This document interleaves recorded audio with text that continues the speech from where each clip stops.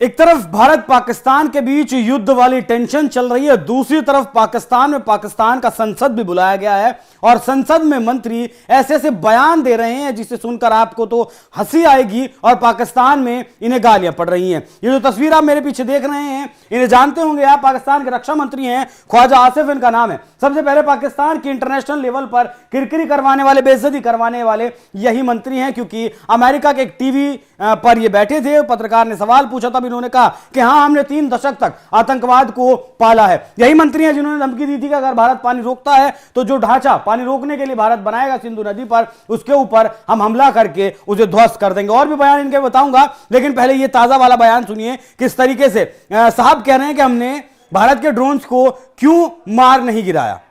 कल का जो ड्रोन हमला हुआ, वो ड्रोन हमला बेसिकली हमारी जो लोकेशंस हैं उसको डिटेक्ट करने के लिए जो है किया गया। वो एक टेक्निकल चीज़ है जिसको मैं उस तरह एक्सप्लेन नहीं कर सकता, और इसलिए उनको इंटरसेप्ट ना किया गया ताकि हमारी लोकेशंस जो हैं वो लीक ना हो या वो मंत्री जी का कहना है कि हमने भारत के ड्रोन्स को, जिन ड्रोन्स ने लाहौर हो, कराची हो, इस्लामाबाद हो और भी कई शहरों पर हमला किया, 9 जगहों पर जो ठिकाने, आतंकियों के ठिकानों को जो निशाना बनाया गया जिन ड्रोन्स के जरिए, उन ड्रोन्स को इंटरसेप्ट ये मालिक क्यों नहीं कर पाए? क्योंकि भारत को इनकी लोकेशन का पता चल जाता, इनके जो डिफेंस सिस्टम है वो कहां है उनका पता चल जाता। लेकिन क्या दुनिया इस बात को नहीं जानती है कि जो आपके अवैध सिस्टम आपने उड़ाए हुए थे वो भारत के S-400 ने उड़ा दिए, उनकी कोई औकात नहीं बची।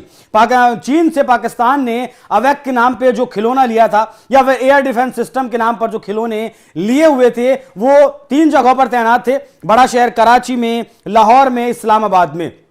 3 जगहों पर ये एक साथ भारतीय जो एयर डिफेंस सिस्टम है S-400, उसने एक साथ ये ध्वस्त कर दिए थे। मौजूदा वक्त की स्थिति अगर बताएं तो 8 तारीख में 300 से 400 ड्रोन्स पाकिस्तान की तरफ से भेजे गए, जिन सबको इंटरसेप्ट किया गया S-400 के द्वारा और सबको मार गिराया गया। वही सेम, ठीक वही कायराना हरकत एक बार फिर से 9 मई की रात को भी पाकिस्तान के द्वारा की गई।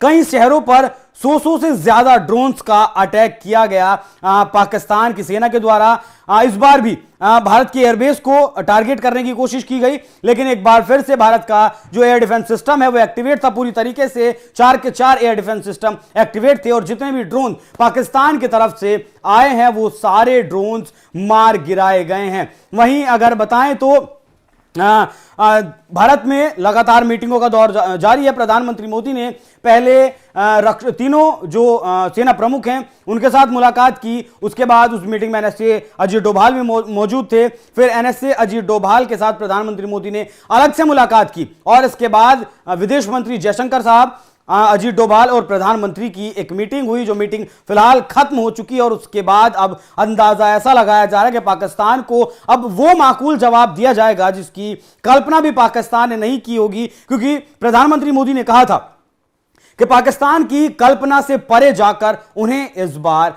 मारेंगे। तो अपनी कायराना हरकतों से बाज नहीं आ रहा है पाकिस्तान, लगातार सीमा पर आम लोगों को टारगेट कर रहा है, आम लोगों के घरों को टारगेट कर रहा है, उनके घरों पर आर्टिलरी से फायर कर रहा है, ड्रोन से विस्फोटक गिरा रहा है, जिससे कि उनके घरों को बहुत नुकसान हुआ है। कई आम लोगों की इसमें मौत भी हुई है। बाकी पाकिस्तानी मंत्री का यह बयान आपको कैसा लगा, कमेंट कर अपना जवाब हमें जरूर बताइएगा। नमस्कार।